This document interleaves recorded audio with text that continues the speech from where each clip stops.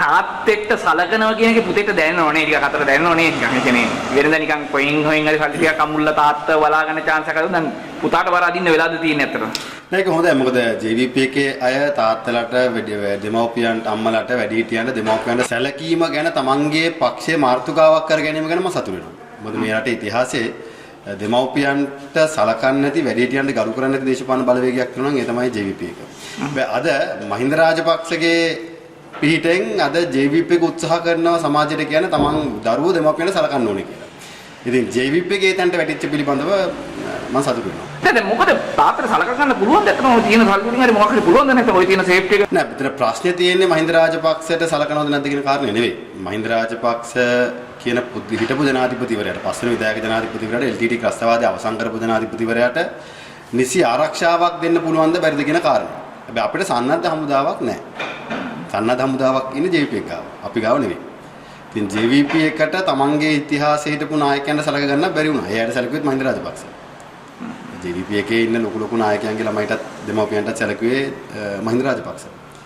JVP එකට සන්නද්ධ හමුදාවක් ඉඳලත් ඒක කරන්න බැරි වුණා. හැබැයි ඉතින් අපි ඒ එන අභියෝගවලට අපි මුහුණ දෙනවා. ඔබතුමාලා මේක ලේබල් කරගෙන කියනවා මහින්ද රාජපක්ෂව ගෙදරින් එලවන්න ගහපු කෙටුපත මොකද මේ පාර්ලිමේන්තු මේක අඩුම ගානේ ඔබතුමා මේ ඒකට සම්බන්ධව විරෝධත්වය ප්‍රකාශ කරනොත් ඒකට ගියේ නෑ. ඔබතුමා රටපණපු කතාව කොහොම නිකන් ආරංචිව එහෙම. ඇයි සමහරු කිව්ව තාත්තගේ වරප්‍රසාද රකින්නවත් ඡන්ද දෙන්න හිටියේ නෑ. ඔව්. නෑ මම සතුටු වෙනවා ඒ අය ඇත්ත පිළිගත්තා. මොකද මම හිතන් හිටියේ මේ පනත ගෙනාවේ හිටපු ජනාධිපතිතුරුන්ගේ වරප්‍රසාද අයින් කරන්න කියලා. මේ බලනකොට ගෙනල්ලා තියෙන්නේ මහින්ද රාජපක්ෂගේ වරප්‍රසාද අයින් කරන්න. මොකද මහින්ද රාජපක්ෂව ගෙදරින් එළියට දාන්න. ඒක තමයි ආණ්ඩුවට වෙලා තියෙන්නේ. ආණ්ඩුව තමන්ගේ ප්‍රතිපත්ති මේ රටේ අවශ්‍යතාවය මත ක්‍රියාත්මක කරන ප්‍රතිපත්ති නෙවෙයි තියෙන්නේ. පුද්ගලයෝ කේන්ද්‍ර කරගෙන ප්‍රතිපත්ති ක්‍රියාත්මක කරන්නේ. දැන් මහින්ද රාජපක්ෂ මහත්තයාව ගෙදරින් එළියට දාගන්න ඕනේ නිසාම සමස්ත ජනාධිපතිවරුන්ගේ වරප්‍රසාද පිළිබඳව ආණ්ඩුව පනතක් ගෙනාවා පාර්ලිමේන්තුවට. හැබැයි ඉතින් විධායකයේ ඇති බලතල ක්‍රමානුකූලව එක එක අයින් කරන වෙනුවට ආණ්ඩුව ඊට හොඳයි සම්පූර්ණ විධායක ජනාධිපති ක්‍රමය අවශ්‍ය කරලා දැම්මනම්. මොකද අද තියෙන විදියට රාජ්‍ය නිලධාරියට තීන්දුවක් ගන්න බෑ. හිටපු ජනාධිපතිවරයාව ගෙනිනවා ට්‍රාන්සිට් එකකට රටින් ඉඳන් එනකොට අන්තිමට බන්ධනාගත වුණා. ඒ කියන්නේ හිට මේ ජනාධිපතිවරයාට ට්‍රාන්සිට් එකක් යන්නත් බෑ. අමාත්‍යවරයෙක්ට තීන්දුවක් ගන්නත් බෑ. අවුරුදු 10 15කට කලින් ගත්ත තීන්දුව වලටත් අද උසාවි ගානේ යන්න වෙලා තියෙනවා සමහර නිලධාරීන්ට. ඉතින් එවැනි කඩන් වැටිච්ච රාජ්‍යයක් තුල තීන්දුව ගන්න බැරි ක්‍රමවේදයක් හදලා ආණ්ඩුව උත්සාහ කරනවා නම් මිලට ජනතාවගේ කෙටි කාලීන තෘප්තියක් ඇති කරන්න තමයි ඡන්ද දීපු සමහර අයගේ මම හිතන්නේ ඒක සාර්ථක වෙන්නේ නැහැ. ඉතින් ආණ්ඩුව හිතනවා නම් මේ මහින්ද රාජපක්ෂ ජනාධිපතිවරයාගේ තිබිච්ච වරප්‍රසාද අපි දැන් අයින් කරා, ගෙදරින් අයින් කරා, දැන් අපිට සමරන්න පුළුවන් කියලා ආණ්ඩුව සමරගෙන ඉන්න. අපි අපේ දේශපාලන බලවේගයේ වෙනදාටත් වඩා ශක්තිමත්ව ගම් මට්ටමින් අපි සූදානම් වෙනවා. හැබැයි දැන් අපි දැක්ක ජනතාව මේ විශාල පිරිසක් ඇවිල්ලා හිටියා මහින්ද රාජපක්ෂ මහත්මයා මේ තංගල්ලට යනකොට. තංගල්ලෙත් එහෙමයි යම් පිරිසක් හිටියා. මේ ජනතාව කොහොමද මේ සමහරවල් කියනවා කට්ටිය මේ සෙනග ගෙන්නවා කියලා. ඉතින් මහින්ද රාජපක්ෂ ජනාධිපතිවරයා බලන්න සෙනග මේ රටේ ජනතාව ගෙදරට එන එක අලුත් කාරණයක් නෙවෙයි. මේ පහුගිය කාලෙත් අපි දැක්කනේ දැන් ආණ්ඩුවම මම දැක්කා දිගින් දිගටම සති ගාණක් තිස්සේ මහින්ද බලන්න ආපු අය ගිනාපු ගිරියට්ටි ගැන කතා කරුවා. ඉතින් දැන් තවදුරටත් මහින්ද රාජපක්ෂ ජනාධිපතිවරයා බලන්න සෙනගෙනවා. ඉතින් විශේෂයෙන්ම එතුමාට යම් අසාධාරණයක් සිද්ධ වුණා කියලා මිනිසුන්ට හැඟෙනවා නම් ඒ අසාධාරණ වෙච්ච හැමතැනකම ජනතාවගේ පැත්තේ මහින්ද රාජපක්ෂට ගත්තා වගේම දැන් මහින්ද රාජපක්ෂගේ සුවදුක් බලන්නත් රටේ ජනතාව වෙනවා. කොහොමද මේ දැන් කියන විදිහට කොළඹට ආයි එනවා කියන කතාව කියනවා. පහුගිය දවස් දැන් මේ කිව්වට පස්සේ දවස් කිහිපයකට කලින් මාධ්‍යවල දකින්නවා. ගෙන්නන්න පුළුවන් මේගොල්ලන්ට තියෙන බලෙන් ගත්ත ගෙවල්.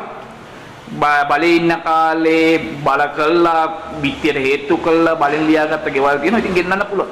ඇත්තටම දැන් කොහොමද මහින්ද මහත්තයා කියනද මේ වගේ ගෙදරකට ගේන්න යන්නේ කොහොමද? බලෙන් ගත්තු ගෙවල් කෙසේ වෙතත් අපේ නමට බලෙන් දීපු ගෙවල් නම් ගොඩාක් තියෙනවා. අර ඩුබායි මැරියට් හෝටලේ තියෙනවා. ධම්මික පෙරේරා මහත්තයාගේ ගෙදරත් නාම රාජපක්ෂය කියලා කිව්වා. කොළඹ ලොකු හෝටලයක් දැක්කොත් ඒක නාමගේ කියලා කිව්වා. කොළඹ ලොකු ගෙයක් දැක්කොත් ඒක නාම රාජපක්ෂය කියලා ඒ කාලේ කිව්වනේ. ඒ වගේ බලෙන් අපේ නමට දීපු ගෙවල් බොහොමයක් තියෙනවා. ඉතින් පරීක්ෂණ කටයුතු කරනකොට එකක්වත් අපිට අයිති වෙන්නේ නැහැ. මොකද ඒ ඇත්තයිතිකාරෝ එළියට එනවා. ඉතින් ආණ්ඩුවට මඩ ගහන්න පුළුවන්. ඉතින් මම හිතන්නේ ආණ්ඩුවත් මේ වෙලාවේ කරන්න ඕනේ. ඔබ දැන් මහින්ද රාජපක්ෂ ජනාධිපතිවරයා ඇතුළු ජනාධිපතිතුරු ගෙවල් වලින් එළියට දැම්මා. දැන් ඒක හරි. දැන් ඔබ ඒ තුලින් ලැබෙන ප්‍රතිලාභය ජනතාවට දෙන්න. අපේ තාත්තා අපි බලා ගන්නම්. අපේ දේශපාලන අපි කරන්නම්.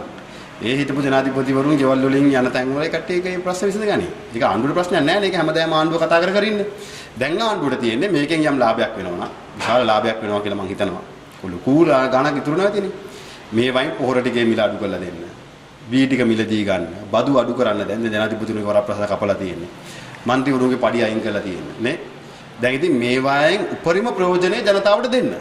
එහෙම නැත්නම් ආණ්ඩුවේ ඉන්න මැති ඇමතිවරු ඒවෙන් සැප විඳිනවා නම් ඒක ප්‍රශ්නයක්. මහින්ද රාජපක්ෂ මහත්තයා අයි කොළඹ එනවද? ඉතින් කලින් මහින්ද රාජපක්ෂ ජනාධිපතිවරයා නිල වශයෙන් විජේරාමේ පදිංචිව සිටියත් එතුමා දේශපාලන කටයුතු වලට සහ පෞද්ගලික කටයුතු වලට ගමෙන් නිතරම ගියා. ඒ වගේම යම් අවස්ථාවක කොළඹට එන්න දේශපාලන කටයුත්තක් සඳහා අවස්ථාව එළඹුණොත් එතුමා ඒකට සම්බන්ධ වෙනවා. නෑ මම කියන්නේ පදිංචියට වෙනවද කියලා. මතනේ පදිංචිය කියන කාරණේ අදාළ වෙන්නේ නැහැ එතුමාට. මොකද එතුමා කලින් විජේරාමේ හිටියත් වැඩිපුර කාලය ගත කරේ මදුමුලේ. තතංගල්. ඒ හින්දා දැනුත් එතුමා ඒ කාලය ගත කරනවා. ඒ වගේම මේ තවත් අය කියලා තිබුණා මේ ආණ්ඩුවට සම්බන්ධව මේ කොළඹ බස් ස්ටෑන්ඩ් එක හදන්න යන වියදමට වඩා වැඩි වියදමක් මේ මහින්ද මහත්තයාගේ ගේ හදන්න ගිහිල්ලා තියෙනවා කියලා. දැන් ඉතින් මහින්ද රාජපක්ෂ ජනාධිපතිතුමා වෙන්න පුළුවන්. චන්ද්‍රිකා බණ්ඩාරනායක මැතිණිය වෙන්න පුළුවන්. මෛත්‍රීපාල සිරිසේන හිටපු ජනාධිපතිවරයා වෙන්න පුළුවන්. දැන් මේ තුන් දෙනා ගෙවල් තුන ගලවගෙන ගිහිල්ලා. ගලවගෙන ගිහිල්ලා නැහැ නේ. ඒවා රජයේ දේපොළ. ඒවා අයිති වෙන්නේ රජයට. ඒවා රජයට වත්කමක්. ඒ වත්කම් විදියට ඒව ගත්තු නිසා තමයි 146ක කුලියක්වත් ඉල්ලලා ලියුමක් වෙලා තිබ්බේ එක කාලයක්. ඒ කියන්නේ වටිනාකමක් තියෙන නිසා. දැන් මේ කියන නිවාස ගලවගෙන අර කන්ටේනර් දෙක කොක්කු දෙන්නෙක් අරන් ගිහිල්ලා මිද්දෙනියට දැම්මා කියලා උපකල්පනය කරනවා වගේ කොක්කු දෙන්නෙක්ට මේ ගෙවලුත් උස්සන් ගිහිල්ලා තංගල්ලේ හයි කරන්න පුළුවන් නම් ওই තර්කේ හරි.